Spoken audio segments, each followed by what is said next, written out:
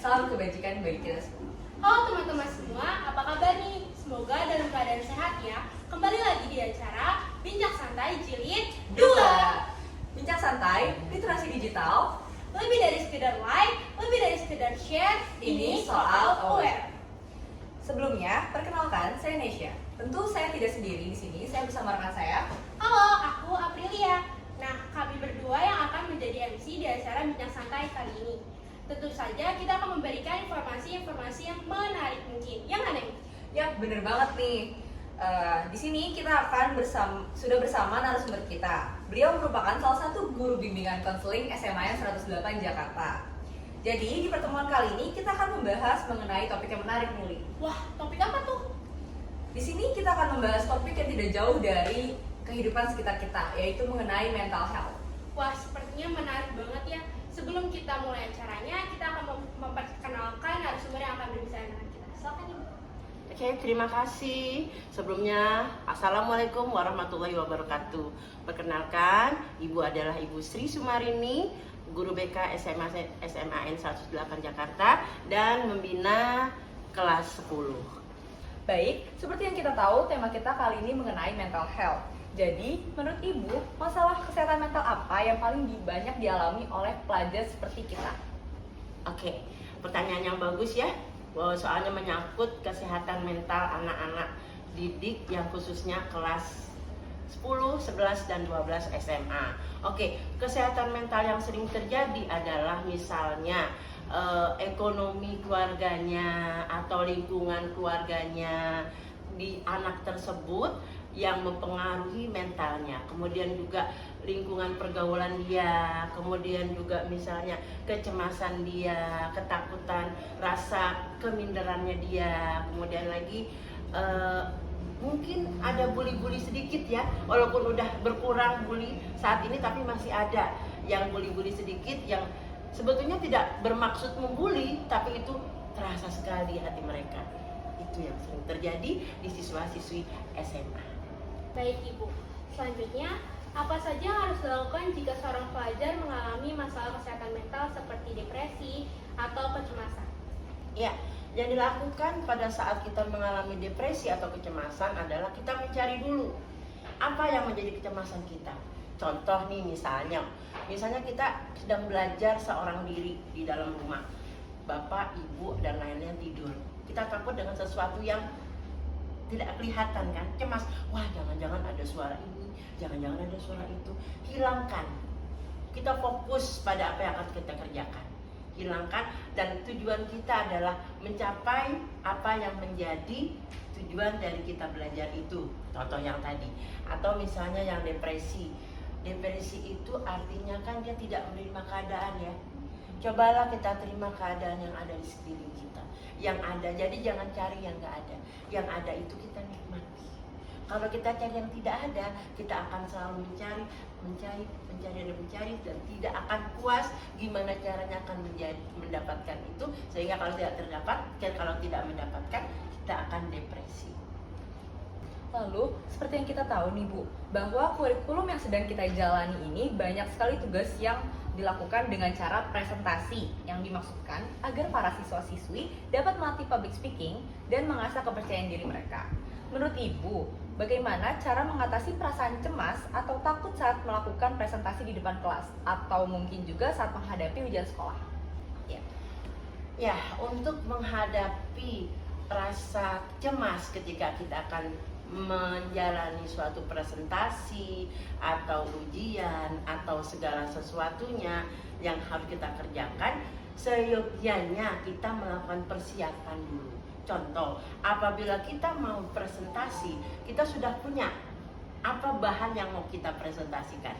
Kita pelajari, kita satu persatu kita pelajari apa yang akan kita bicarakan di depan. Tidak dihafal ya, tapi kita mengerti dan memahami apa inti dari apa yang akan kita ucapkan. Itu kalau kita mau presentasi. Dan percaya diri, anggaplah, walaupun itu tidak gampang ya, tapi anggaplah audiens kita itu rumput yang bergoyang. Jadi dia tidak akan berkata apa-apa, cuek aja. Itu paling ada 1 sampai 2 detik atau paling lama 1 menit rasa grogi itu. Selanjutnya akan mengalir. Percaya itu. percayakan diri bahwa kita mampu. Itu yang pertama. Yang kedua, nah untuk depresi ketika menghadapi ujian tadi, cemas, gak bisa nih gue ngerjain ujian nanti gimana, lah persiapannya harus matang. Jangan belajar ketika besok ada ujian, tapi persiapkan seminggu sebelumnya, ataupun setiap tugas-tugas yang dikerjakan itu kita ambil saripatinya, kita pahami, kita hafalkan, oh mungkin ini nanti keluar. Itu ya, jadi insya Allah bila itu dilakukan, kecemasan tidak akan terjadi atau setidaknya berkurang, dan membuat kita lebih percaya diri untuk melakukan hal-hal yang demikian itu dan mengurangi kecemasan kita. Demikian. Oke, selanjutnya apa saja strategi yang efektif untuk mengelola stres dan tekanan akibat tugas sekolah dan juga ujian di sekolah? Oke, seperti tadi yang Bu Guru bilang masalah presentasi, ketika mau presentasi, begitu juga halnya menghadapi tugas. Tugas itu tugas sekolah itu adalah tugas kita. Bukan tugas mama, bukan tugas guru, tugas kita. Artinya yang harus kita kerjakan, dicicillah sedikit demi sedikit tugas itu. Walaupun dari guru, misalnya dari guru matematika ada, dari biologi ada, dari fisika ada. Kalau itu dikerjakan satu hari satu tugas, tidak akan menumpuk. Kalau menumpuk, kamunya stres, ogah ngerjain, jadi nggak dapet nilai. Begitu juga misalnya ujian, jangan dipersiapkan dalam waktu yang singkat. Besok ujian, sekarang baru belajar. Belajarlah sebelum ujian. Artinya persiapkan sebelum semuanya dimulai.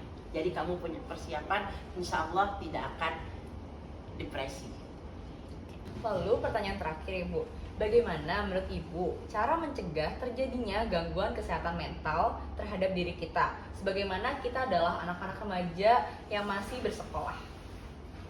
Oke, untuk mencegah tadi terjadinya kesehatan mental ya. Oke, untuk mencegah itu berbalik ke diri kita, berpulang kepada diri kita.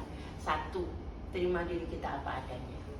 2, bergaulah dengan orang-orang yang sehat. 3, penuh percaya diri.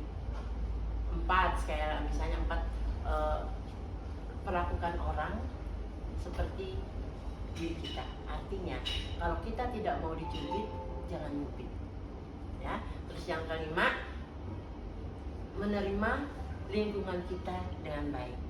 Contoh misalnya di sekeliling kita ada dalam kutip anak yang berkebutuhan khusus, jangan kita bully. Kalau kita seperti dia, apakah kita mau dibully? Ya, itu yang bisa Ibu berikan kepada kalian. Terima kasih Bu Rini sudah menyempatkan untuk hadir serta berdiskusi bersama kita di sini. Sama-sama, terima kasih kembali sudah mengundang Ibu. Mudah-mudahan acara kita kali ini bermanfaat, khususnya buat kalian semua selaku siswa-siswa, sehingga bisa mempertahankan diri tetap sehat mentalnya. Amin. Wah, seru sekali ya Nay pembahasan kita kali ini. Mungkin cukup di sini aja ya.